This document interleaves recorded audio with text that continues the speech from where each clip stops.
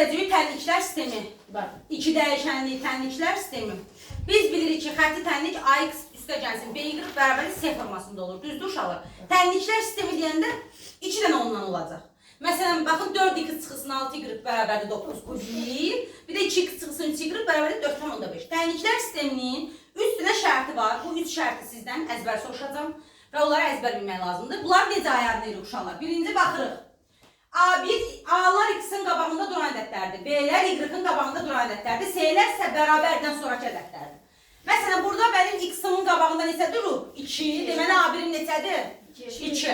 X'imin qabağında neçə durub? 4. Deməli, A2'm 4'dür. Y-in qabağında 5. Burada da Y-in qabağında 10 durub. Deməli, B'lərim 5'dən 10'dur. S'lərim də 1'dən 5'dir. Və onları bir-birdə bölürəm. Bu şəkildə mən sistemimin həllini tapıram. 2'ni 4'e bölürəm, eləyir 2'də 1. 5'i 10'a bölürəm, 2'də 1. 5'də 1. Bunlar ikisi bərabər, bu fərqlidir. İkisi bərabər, üçüncü fərqli olanda hansı şərt olurdu? Həlli yoxdur şərt olurdu. Burada baxaq uşaqlar. 4, 2, 4'ü 2'yə bölürəm, 2'yi. Mənfi 6'nı mənfi 3'ə bölürəm. Müsbət 2, 9'u 4,5'ə bölürəm. Hər ikisini 10'a vururam ki, kəsirdən azad olunsun. Məxrəcə baxıram. 90'ı da 45'ə bölündə 2. Hər üçü bir-birinə bərabər oldusa, bu hansı şərtdir?